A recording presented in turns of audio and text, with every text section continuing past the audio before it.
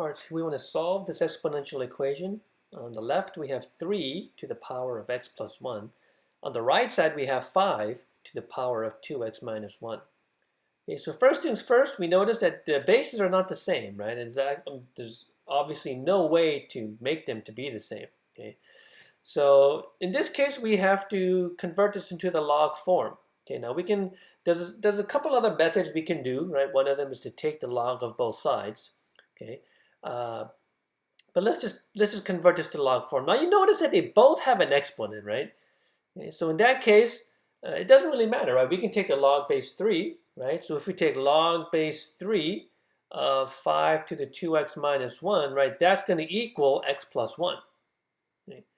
However, we could take the log base 5 of 3 to the x plus 1 power, and that can equal 2x minus 1, right? Remember, these are both actually the same thing. Okay. We take the log of 3, or we can take the log of 5. It doesn't really matter. Okay. What does matter, though, is that, wait a minute, we still have to solve for x, right? But there's an x here, but there's also an x up here, right? So how are we going to, remember, we got to solve for x. There should only be one x in the final answer, okay?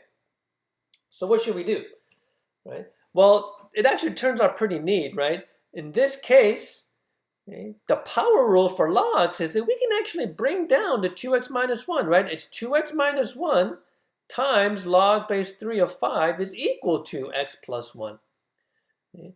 So now this gets a little bit confusing, right? But essentially, this is a linear equation, right? So we can solve this in terms of x. Remember, log base 3 of 5 is just a number. Okay, so what I'm going to do here is I'm going to distribute, right, 2x log base 3 of 5 minus log base 3 of 5 is equal to x plus 1, right?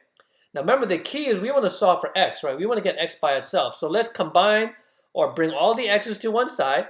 So I'm going to subtract the x to the left, okay?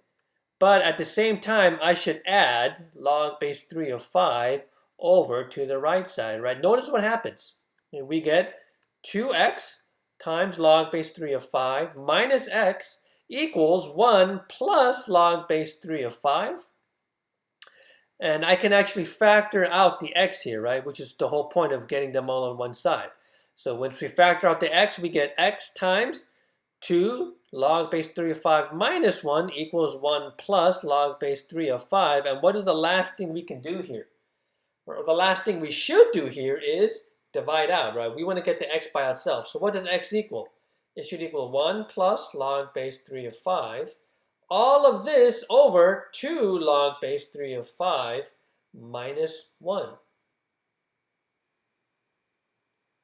All right, so if you punch this in your calculator, okay, well, first of all, this is called the exact value.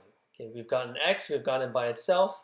Okay, so without using a calculator to get the decimal answer, right, this is called the exact value. Now, if we want to actually get the exact value, right, the decimal answer means we have to punch this in our calculators and get the result, right? So now you got to be very careful with this one, okay? But you should get 1.2772 and some change after that. So if you round this to 2 decimal values, we should get 1.28 as the final answer here.